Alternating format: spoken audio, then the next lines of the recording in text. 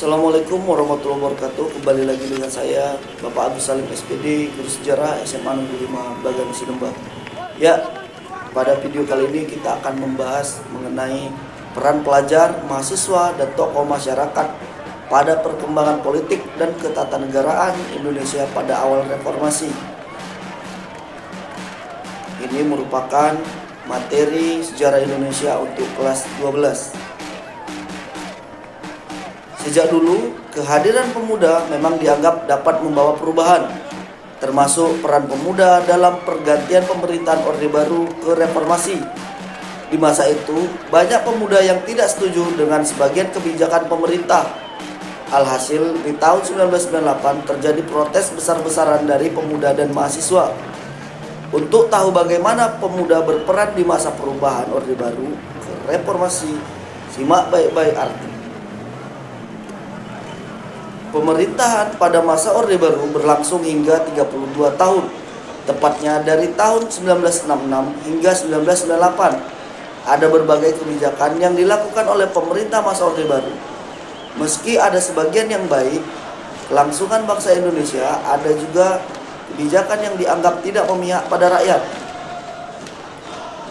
Beberapa peristiwa yang terjadi pada masa reformasi, salah satunya yaitu peristiwa Trisakti pada Mei 1998. Setelah sebelumnya mahasiswa melalui HMI atau Himpunan Mahasiswa Islam Denpasar melakukan unjuk rasa menuntut reformasi, pada 4 Mei 1998, 4 organisasi mahasiswa mengajukan usulan melalui sidang umum MPR kedua. Berbagai usaha terus dilakukan untuk membawa reformasi di Indonesia, mulai dari diskusi antar guru besar hingga unjuk rasa. Sampai akhirnya pada 12 Mei 1998 terjadi demonstrasi besar-besaran di depan Universitas Trisakti, Jakarta. Peristiwa ini memakan 6 korban jiwa dari kalangan mahasiswa akibat tembakan aparat keamanan. Di antaranya adalah Elang Mulia Lesmana, Heri Hertanto, Hendy Rawan Lesmana, dan Hafidin Troyan. Peristiwa ini kemudian dikenal dengan nama tragedi Trisakti. Peristiwa tersebut tidak membuat semangat mahasiswa surut dan justru menyulut adanya demonstrasi yang lebih besar pada 13 hingga 14 Mei 1998. Di Jawa Tengah, mahasiswa menduduki kantor DPRD Jawa Tengah dan memaksa para wakil rakyat untuk turun dalam aksi keprihatinan. Selain di Jawa Tengah, kerusuhan juga terjadi di wilayah Indonesia lainnya, termasuk Jakarta.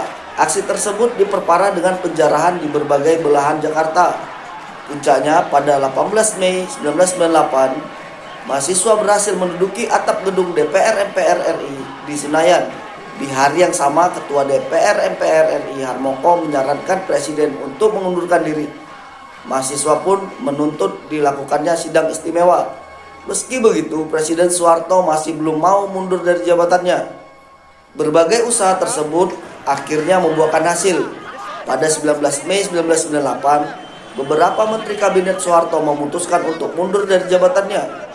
Kondisi yang semakin tidak terkendali akhirnya memaksa Soeharto untuk meletakkan jabatannya di depan Mahkamah Agung pada tanggal 21 Mei 1998 pada pukul 10 pagi.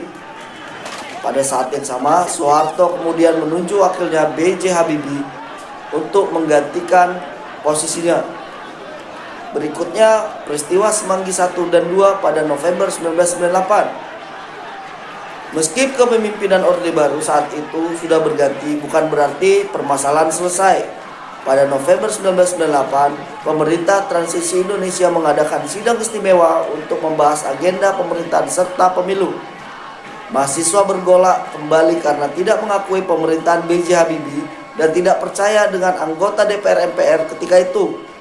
Mereka juga mendesak untuk menyingkirkan militer dari politik serta menuntut pembersihan pemerintahan dari orang-orang Orde Baru. Saat itu, apapun yang dilakukan oleh mahasiswa mendapat perhatian ekstra dari pimpinan universitas karena mahasiswa berada di bawah tekanan aparat. Ya, demikianlah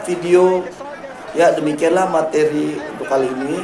Saya ucapkan terima kasih. Wabillahi taufiq wa hidayah. Assalamualaikum warahmatullahi wabarakatuh.